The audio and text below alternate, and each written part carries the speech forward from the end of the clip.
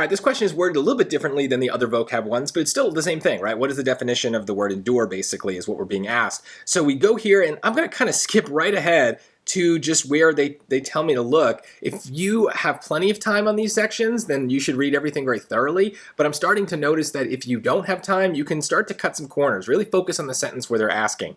In this case, they're saying the absence of old friends one can endure with equanimity. But even a momentary separation from anyone to whom one has just been introduced is almost unbearable. So the but makes it very clear there's an opposite. Unbearable means we're kind of, saying the opposite of what we just said, which might be something like endure means bear, right? To bear, and to bear is to tolerate. So this is a perfect fit here.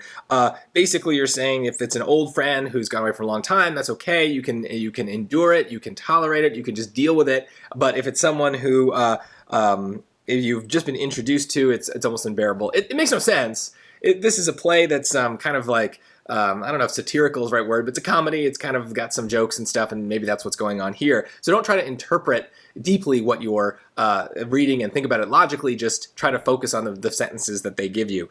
None of these words I think are particularly hard, but hopefully you do know what regret means. You're not regretting it. This is supposed to be kind of like a positive idea, and this would be kind of negative. This would be positive, I guess, too. Persist, you think of like maybe a sound persists, like an echo. It doesn't really make sense here. You don't persist in absence. You tolerate an absence, and maybe that's the best way to do it, right? If you're trying to understand what a word means, maybe cut out some of the weirdness of the sentence and get down to the core, see how it sounds, and odds are good you'll be able to hear that one word is better than the others.